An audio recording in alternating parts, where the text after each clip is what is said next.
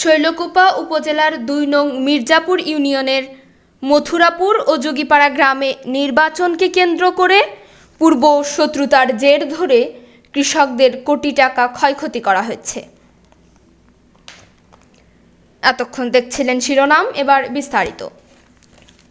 শৈলকুপার মথুরাপুর ও যোগীপাড়া গ্রামে বিজয়ী উপজেলা চেয়ারম্যান আরিফ রেজা মন্নুর সমর্থকদের বাড়িঘর ভাঙচুর, এছাড়া ৫ বিঘা জমির ১৭০০ পেঁপে গাছ কর্তন করা হয়েছে।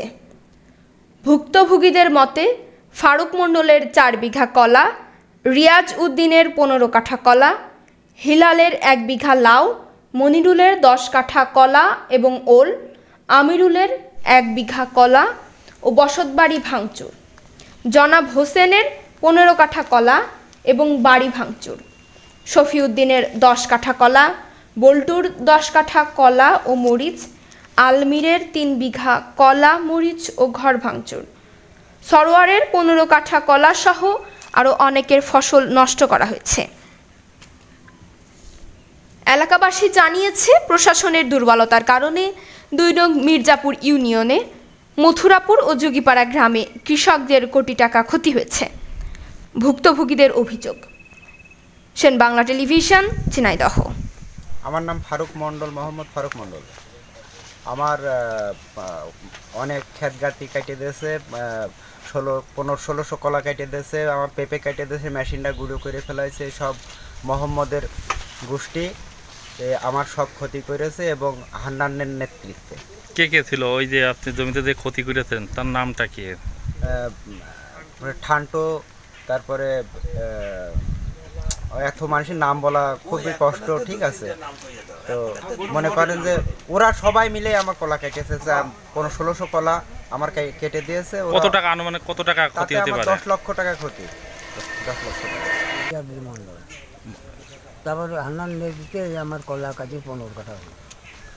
আচ্ছা, ১৫ কাঠার কলাতে কত টাকা আপনি ক্ষতি হতে পারে? লাখ ২ হবে নিচের পক্ষে। বলবো, আমার নাম মনিরুল ইসলাম।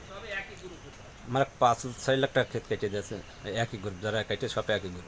আচ্ছা, এই কত টাকা আনুমানিক মূল্য আপনার এই ক্ষতি হতে পারে? তো আমি যে জায়গায় দেখেছি এই জায়গায় ৫-৬ লাখ টাকা। আর মাঠে আমি যাইনি, এখন আমার আরও ৪-৫ বিঘা কলা রয়েছে, মরিচ রয়েছে। আচ্ছা, এই বিষয়ে করে আপনারা থানায় কোনো অভিযোগ করছেন কিনা? কাল ফাঁড়িতে একটু অভিযোগ করা হয়েছে, গেছিল কাল ফাঁড়িওয়ালারা। আমার নাম ফারুক মণ্ডল, মোহাম্মদ ফারুক মণ্ডল। আমার অনেক ক্ষেত গাতি কেটে দিয়েছে, ১৫-১৬০০ কলা কেটে দিয়েছে, আমার পেঁপে কেটে দিয়েছে, মেশিনটা গুঁড়ো করে ফেলাইছে। সব মোহাম্মদের গোষ্ঠী আমার সব ক্ষতি করেছে এবং হান্নানের নেতৃত্বে। কে কে ছিল ওই যে আপনি জমিতে যে ক্ষতি করেছেন, তার নামটা কি? ঠান্টো, তারপরে এত মানুষের নাম বলা খুবই কষ্ট, ঠিক আছে। তো মনে করেন যে ওরা সবাই মিলে আমার কলা কেটেছে, ১৬০০ কলা আমার কেটে দিয়েছে। কত টাকা আনুমানিক কত টাকা ক্ষতি হতে পারে? ১০ লক্ষ টাকা ক্ষতি। ১০ লক্ষ টাকা। তারপরে হান্নান নেতৃত্বে আমার কলা কাজে ১৫ কাঠা।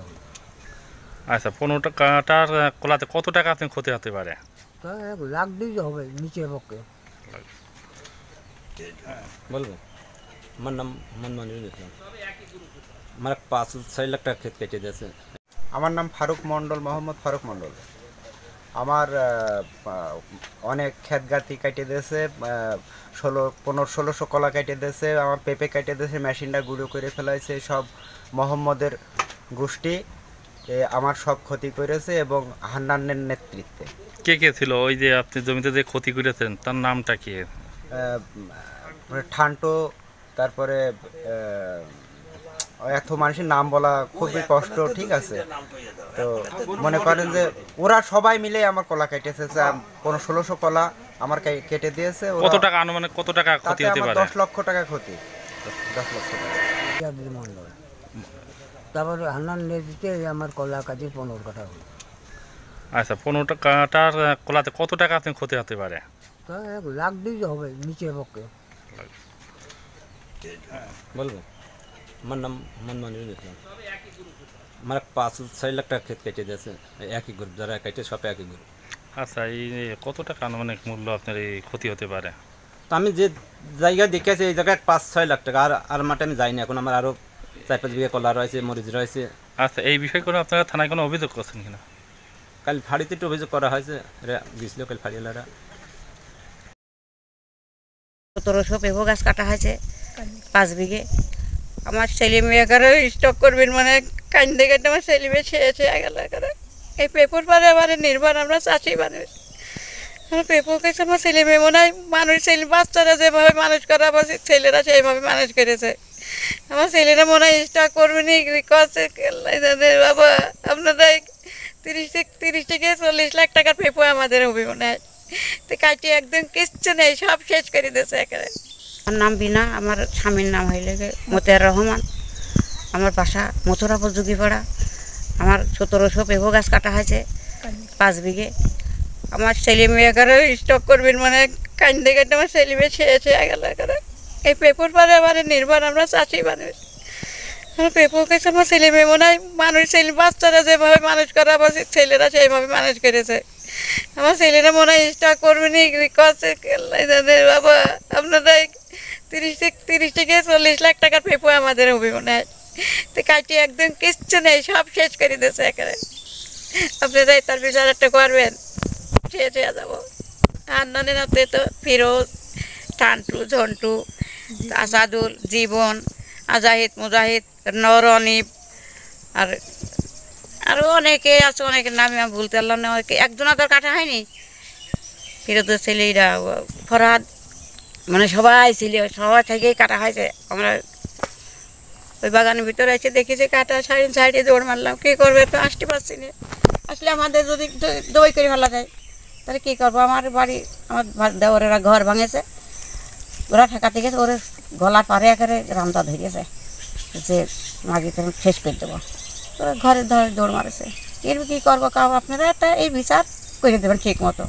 এই সকালে কাটেছে, সকালে আনুমানিক মানে হয় সকাল 6:30টার দিকে সকালে কাটেছে। আর ঘর ভেঙেছে সন্ধ্যা রাত্রে ভেঙেছে, 8:30টার ঘর ভেঙেছে।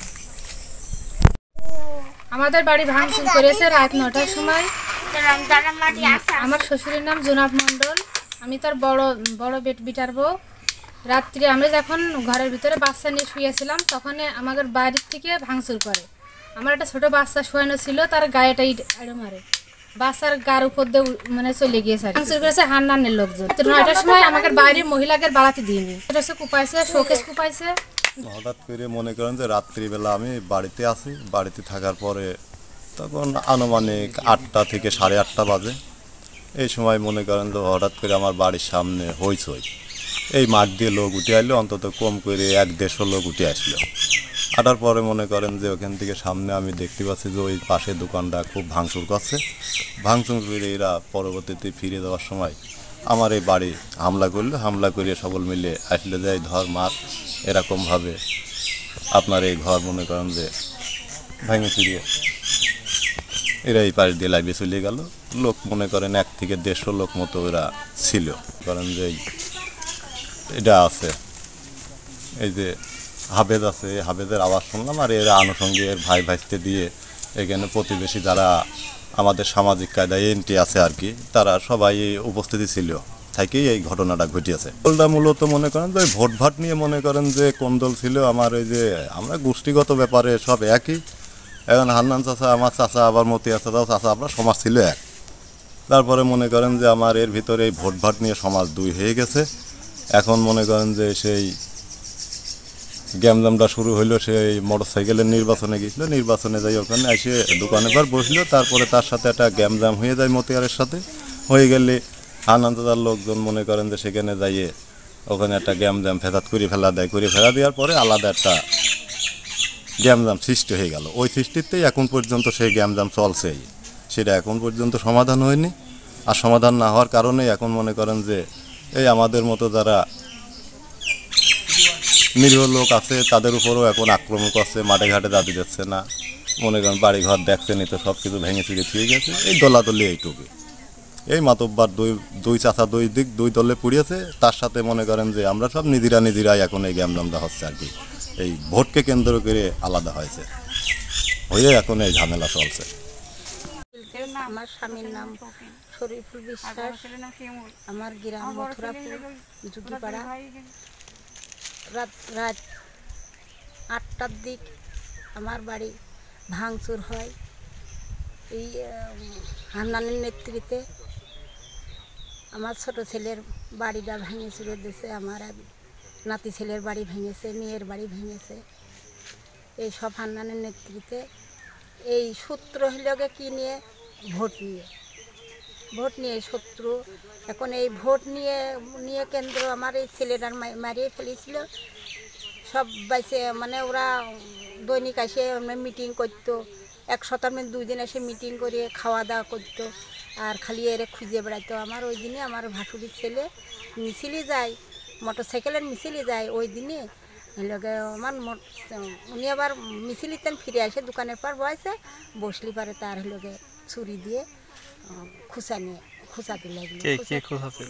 খুঁচা ছিল হান্নান, তারপরে ঠান্টু, তারপরে আসাদুল, তারপরে অনেকেই।